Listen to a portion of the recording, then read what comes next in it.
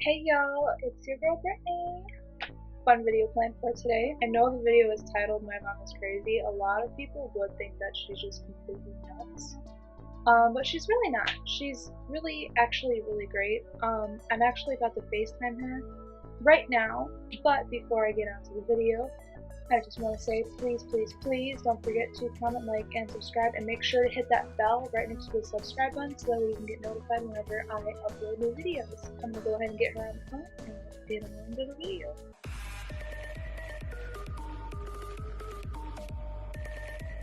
Hello. Hi, I had to beautify myself before I called you. Record that, eh? I'm tapping at you. Blow me, baby. Alright, so I have my mommy on the phone now, and she's actually oh my Well, if you're lord. gonna eat hair, make sure it's wrapped around something better tasty. She's not as crazy as I make her out to be. Like, I mean, she's psycho. Don't get me wrong. Oh, come on. If you make me sound good, then they're not gonna come from the loony bin to get me, you know?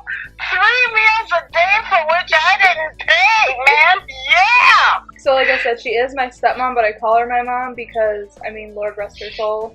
I have my birth mom, and she has unfortunately passed away. But she was a lot better of a mom. This crazy lady. You can't even see your kid. You can't see nothing. I'm just a bright being. I'm just so bright and illuminescent. Yeah. Feel my aura, people. There have been incidences where I've been in the hospital, as most of you know about my health issues, some of them. She was the one who was always there for me. My mom, do you want to say she tried to be there for me? Okay, she was there as in body, you know, but she wasn't Emotionally physically there. involved. There we go. Physically involved. I've really always just considered my stepmom and be my mom, and a lot of people don't even actually know that I have a stepmom. You're my baby, and you always will be. So na. I have convinced her. Well, I didn't really convince her. I was just like, I texted her and I'm like, hey, I'm gonna make a video calling you crazy. Can you think of any story times? I would want to FaceTime you, but I don't think you want to be on camera. She was like, well, I'm not putting on makeup. That's right. And I'm not talking to you from the shitter either. Forget it. If you're gonna be in the bathroom with me, y'all, you're gonna get to smell it. Everybody's gonna be commenting on this video. They're gonna be like, bring your mom on more. We have, when you come down here for my wedding in a month. Sorry, I got really excited. We need to do a video together in person. Yes. That way people can really see our fucking shenanigans. My mom has a story time that she said is her favorite, so I'm just going to position this and let her take the spot. Okay, well, my favorite one, still to this day, is when my husband and I first got married and they moved in. And my husband had not had the best of girlfriends, and Brittany liked to be a tattletale. So one time my husband, I did something and I knew he didn't like it. So I told on myself before Brittany could. And then when Brittany realized that her dad had come home and was going to tattle on me and goes, Dad, Deanna did this, such and such and such. My husband proceeded to go, yeah, I know, she told me already. I was pissed. Yeah, what? Yes! You were so pissed because you knew you could not tattle on me because I told on myself. I remember just staring at her and I was like, huh? You bitch! If I was old enough to swear, I probably would have said that. Yes, I would be like, you're such a fucking bitch, I hate you! When I forget how old I was, I had like, my teeth were impossible to get out. and it was a mix of impossible and me not wanting my teeth pulled. No, so, yeah, and you were so terrified because of your uncle, you didn't want to have your teeth pulled or anything. Because Uncle Kevin would always sit there and say, like, threatening to, like, rip out my teeth and stuff like that, and it kind of scarred me. So when I met her, and she was always sitting there saying, like, oh, I'm going to pull out your teeth, I'd be like, no, you're not, And, they were so wiggly and the other one was coming in. There was, like, I think there was a total of 4 teeth left, because I remember the very last one needed to be pulled by a dentist. Yeah. I had, like, one in the very back, and I needed the dentist to pull it. So I think there was, like, a total of 4 baby teeth left in my mouth, and 3 of them were so loose. But one of them was just, like, ripping into my gums, even though it was held on by, like, a thread. So she goes, I'm from Wisconsin, so I'm just, like, a natural-born alcoholic, just so y'all know. You would like the smell of the hot sex that I had bought. It was like that. Now people have to know there is a liqueur out there called hot sex.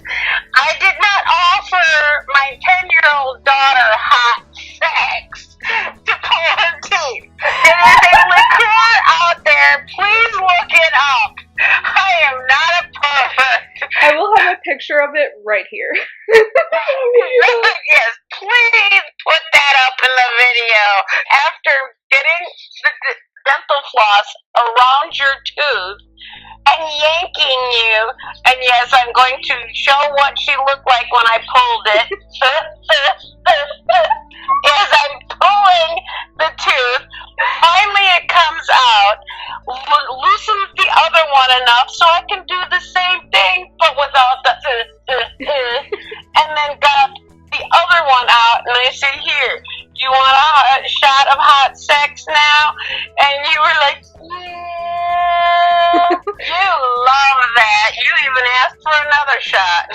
Weren't you, like, holding the string, or holding, I think you were holding my head, and you had Gabrielle slamming the bathroom door? You were just, because every time I tried to pull, you'd move with it, so I had to hold your head and yank the damn thing out, because you did not.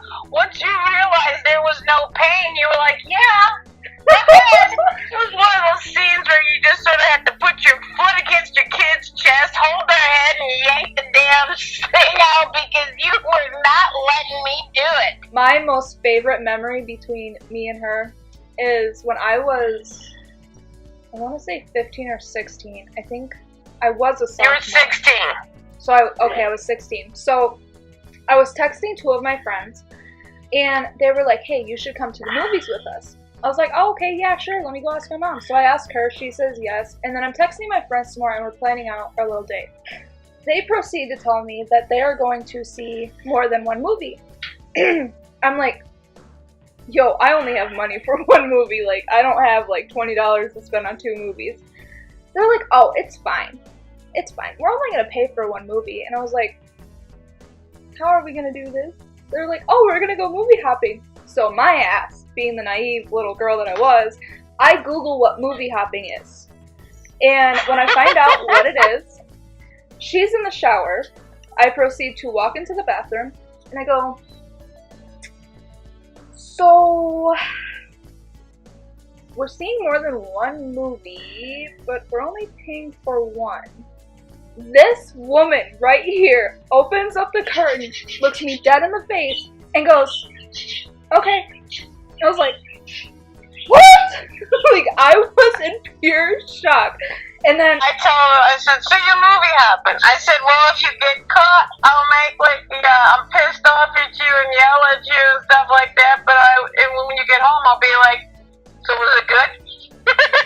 The way that my parents raised me was, we always told you, though, Brittany, be honest with us, and your sentence will be a whole lot less, or we'll be a little pissed or something like that, but, hey, it's like you're a kid, you're going to movie hop, whoop-de-doo, just don't get caught, and if you do, I'll make a big deal in front of the cop, but when we're not, total different story. And just to tell you, like, how awesome my parents are, when I was 18, I was like, you know, I really want to try weed. Like, I went my entire teenage years with people like, oh, you should come smoke weed with us. And I was like, no, I really don't want to. I wasn't really interested in it. And then one day when I was 18, I was like, you know what? I kind of want to try weed. So I think this may have been before I started dating Travis. And I told my parents that. And they were like, okay, well, when we get the money or whatever, like... we know somebody who can get us some more like that. So, you know? Travis moves up to Wisconsin in August. He left in July and he moved there in August. So, I think he was maybe living there for a month or two, and somebody we know, I'm not going to mention names, happened to bring over some weed. Through a friend that got us that stuff. Yeah, so, they bring over the weed. And I had no idea what was going on. I'm in my room or doing something, and my dad goes, come out into the garage. And I'm like, do you need help with something? Like, so I go into the garage, and like there's like a bunch of people there. There's my mom, my dad, Travis, and then a few other select people. And they have some weed. But point of that story is... first time I ever smoked weed was with my parents. Every single time I would tell her about one of my friends wanting me to smoke weed or whatever, she'd be like, I mean, I'm okay with it if you do, but you better save some for me. Because you never did, damn it. Well, how about the water fights out of nowhere we used to have in the house? Oh, you mean like when you would take the little squirty thing on the sink and just spray this out of nowhere? Yes, I would just start hosing you all down right in the kitchen. And I was thinking back to when Breezy was alive, and you would spray her with the hose, and how she'd be like... yeah, she's biting at it. I remember I picked you up from school one day, and you hesitated in swearing. You caught yourself before saying a word. We're in the car.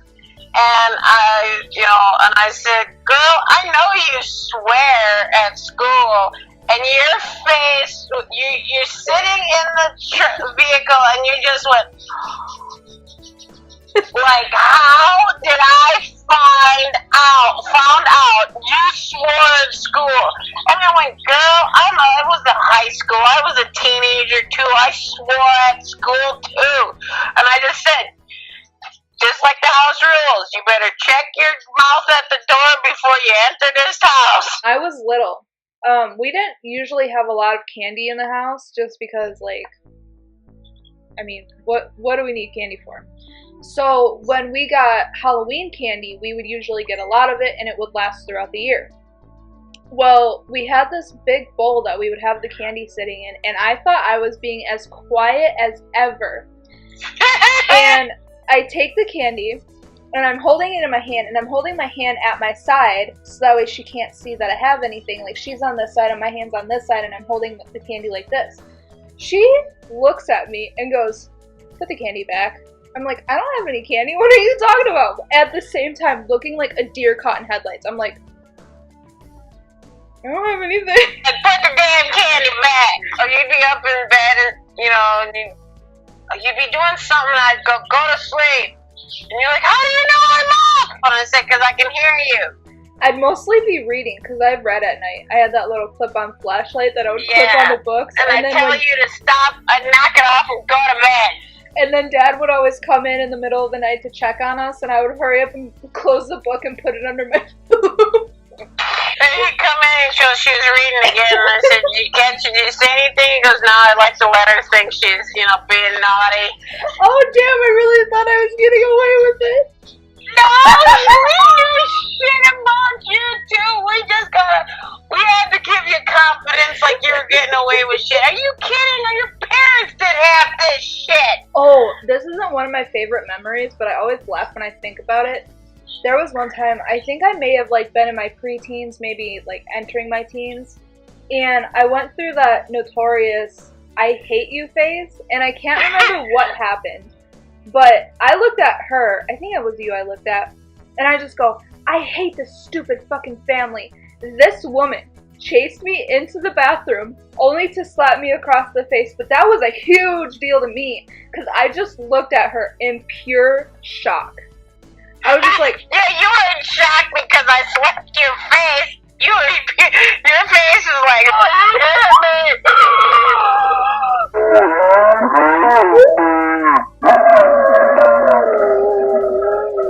remember the first time you told me you hate me, and you said, I hate you, and I said, that's okay, I love you, and you said, did you hear me? I said I hate you. Yeah, and but remember how mad Gabrielle used to get? She used to like throw things and hit things.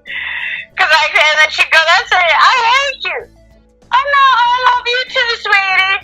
I love you too. I love you too. Remember when I get on your ass about taking care of yourself, and if you didn't take care of yourself, I was going to show up at school in my pajamas? And your friends at school didn't believe me, so I showed up in my pajamas and yelled at them and yelled their name and waved at them? Yeah, so I had just gotten out of the hospital. So she drops me off at school, and I believe it was the middle of the day. My class was, I think we were doing a bathroom break or something like that. And she says in front of all of my classmates in my class, she was like, if you don't take care of yourself, I'm going to come to the school in my pajamas. Like, I'm going to be in my robe, I'm going to be no makeup, I'm going to be a nightmare. So I kind of just laughed, and she laughed, and we were just like, whatever, we're used to this, we're crazy. So two of my friends, Huey and Dewey, Huey goes, you weren't coming for pajamas. I was like, yeah, she would. And then Dewey was like, I would love to see that. Like, I don't believe that. There's no way your mom would show up in her pajamas. So I go home that night, and I'm like, hey, Huey and Dewey don't believe that you would show up in your pajamas. And I told them you would. So the very next morning, instead of taking the bus, she drives me to school. And I go up to Huey and Dewey, and I'm like, hey guys, look over there. And they look, and she's like, hi Huey, hi Dewey. And she's in her robe. She had just woken up. Her hair was all red, messy. Turned around and walked away so fast, like they didn't know you or me. That day in class, they were like, dude, your mom is psycho. So in 6th grade, I was bullied profusely. Like, the bullying I was just gonna say this story. Yeah, was so bad. Like, I can't even go into detail how bad it was, because even my science teacher, he was even bullying. So one day we're at Pick and Save. We were at Pick and Save. I can remember this. If you want to tell it, I can tell it. But I just remember going, you wanting to get out of Pick and Save so bad. You were like, come on, we gotta go. Like water bottles or toilet paper or something. You were hiding behind me. You kept on rushing me to get out, of checking out. We were like, and I'm like, what's going on? And you're like, this person's here. You know, you're just like, come on, let's go. Come on, let's go. And it wasn't until we got out to the van. That's when you told me this kid who picked on you and bullied you at school was there. And, you know, and you just wanted to get away from them so he wouldn't see you. And I went, oh, really? And I put the groceries back in the van. I put the groceries in the van and walked back into the store. And we found it. And you were pulling on me. Please don't do this. Please don't do this. No. Come on, let's go. And I said, oh, no. And I found him. And I cornered him with his mom over by the meat department. And I said, are you such and such? And he goes, yeah. And I went into proceeding to tell him, I said, you know, my daughter is Brittany Reading. I said, she was born with a birth defect. She didn't choose to be that way. So please, can you refrain from picking on my daughter and saying hurtful things, because she didn't choose this life for herself. And the mother walked up and said, what's going on? And I introduced myself, and I said, "Hi, I'm Brittany Reading's mom."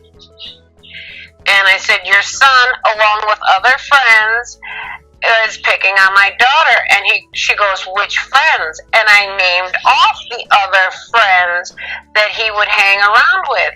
And her eyes widened and looked, and I said, "They call my daughter," I said, "she has a bladder problem. She has very little muscle control. She cannot control her bladder always. She has to wear things to keep things in control. We're looking into things, and it's a birth defect." Well, her mother turned about as red as the meat in the meat department, because she was pissed off and said, "You're fucking lucky that your dad isn't here, because his sister has a birth defect also, which affects her muscle control and things like that."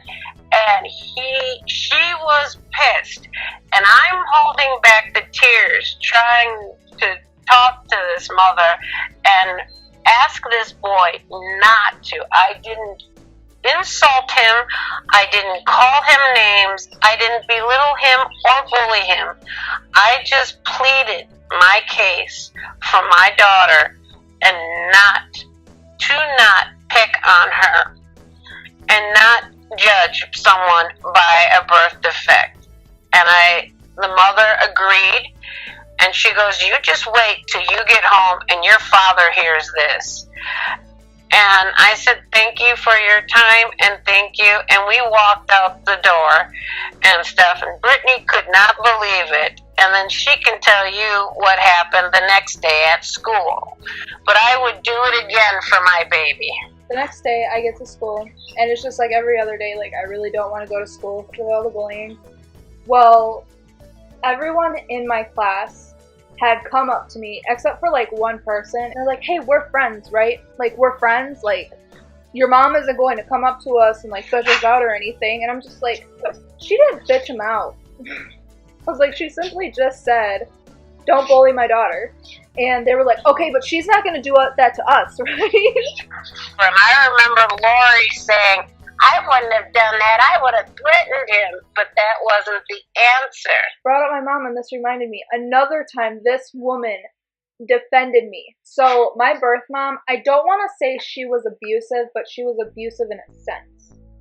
My mom, when I was little, like very, very little, would put me in mini skirts. My dad didn't like her putting me in mini skirts. She was like, "She is a toddler. Like, that is too much for a girl her age." So, there was one time, actually a few times, where I'd come home and my stomach would hurt because she would make me suck in my stomach, like to the point where like I couldn't breathe. So that way I looked thin and I could fit into her mini skirts. But then she would turn around and she would take me to, I forget where this place is, somewhere in Milwaukee or Fond du Lac probably. She would get me tons and tons and tons of fudge. Every time I would see her, I would come home with like 2 pounds of fudge. Fudge, cupcakes, cake, and stuff like that. By that time, I had it. Or she'd tell you, she'd come out, "Don't get fat, don't get chubby, you need to lose a little weight." So I finally had it. She dropped you off one day, and I was we were visiting my friend and stuff like that, and she brings home 2 plates, and there's fudge, cupcakes, and cookies, and things like that. And I said, "What are you sending her home with this stuff for?" And she said, "Well, someone's got to eat it." And I said, "Well, if she's going to be the one eating it, then don't be telling her she's fat and she's got to lose weight. If you don't want her gaining weight, don't be sending her home with it." And I said that in front of Brittany. I said that to Lori in front of Lisa and her kids. And she never did that again, did she, Brittany? Nope. Like I said, you're my daughter, and I will defend you and take care of you, even if it is the birth mom who's a poop. May you rest in peace, but you're still a poop. There's like so many memories we have together, it's hard to think of them. I try to pinpoint them all and stuff like that. How about one time we went to Cheyenne's birthday, and you're eating some cake, and I smashed it in your face. Didn't I cry? At first, but then you got me, and then you got me, and we were having sort of a cake fight and everything else, and Aunt Pam and them were like, oh, couldn't believe we were doing this, and I'm like, it's fun, having fun. Or how about the best yet? It has to do with Travis. How about, I made spaghetti, and wouldn't it be nice to eat it off something, the Snapchat or whatever? The whole reason Travis and I are dating right now, well, actually, we're getting married in a month. I get so excited. I'm just like, I'm out. So I remember we were actually driving to my mom's little duplex thing. No, we were going to Fond du Lac to go to the bank, right? Because wasn't this in the midst of the whole Ken being all, I don't want most of that money, you and Eric share half of it. And then I was like, oh hell no, that money's in my name, I have medical bills to pay for, etc. So we're on the way to Fond du Lac. I was texting Travis on the way there, and I was being hardcore flirty, and there was only like 2 other guys I ever flirted with in my entire life. But Travis was the one who was like, I want this man, like, I'm gonna marry him someday, look where we are. And so I'm just like, Travis is such a moron. And she's like, why? I was like, reading her the text that I'm sending him, she's like, damn girl. But, so she knew I liked him. She actually knew I liked him when he was still dating my ex-best friend, because that's kind of when I fell for him. And, by the way, she knows everything. Everything. And, I know all the juicy, sweaty details. So, like, I think it was a few days after that, I told him, I was like, hey, I kind of like you. Like, I don't know if you got that from my text, but, like, you're gonna be mine one day. And we both decided, like, it's a little bit too early to be in a relationship, because he had just gotten out of a relationship with my ex-best friend, and my boyfriend had recently just dumped me because he wanted to get into my ex-best friend's pants. On March 5th, 2014, we had spaghetti for dinner. Someone gets a hold of my iPod. Yeah, I had an iPod still. And, she goes onto my Snapchat, takes a picture of the spaghetti, and sends Travis a Snapchat that says, I can't remember. You guys remember it more than I do. Wouldn't this baby look good eating it off of me or something like that? I'm just zany. I'm kooky. I'm like the Addams Family. I'm creepy and I'm kooky. I'm mysterious and spooky. I'm all together kooky. I'm the mama. Yeah, I am. Yeah. Well, I'm gonna get going. okay. Mainly because I want to take you into the bathroom with me. As much as that's all fun and dandy, I'm a married woman.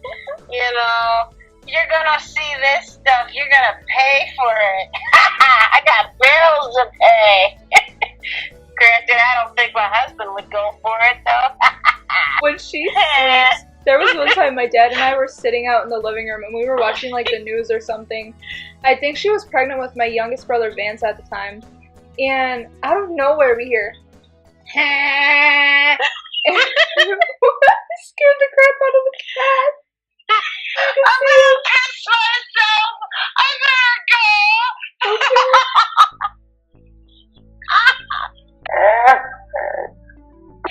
I love you, sweetie. Love you too. Talk to you later. Yep. Bye. Bye. Alright, so as you can tell, my mom and I are a bit loopy. I really hope you guys enjoy this video. If you want to see more of my mom, comment down below. So that way I can let her know that y'all want to see more of her. Think she's a crazy psycho bitch. Also comment down below. I'll see y'all tomorrow in tomorrow's video. Bye.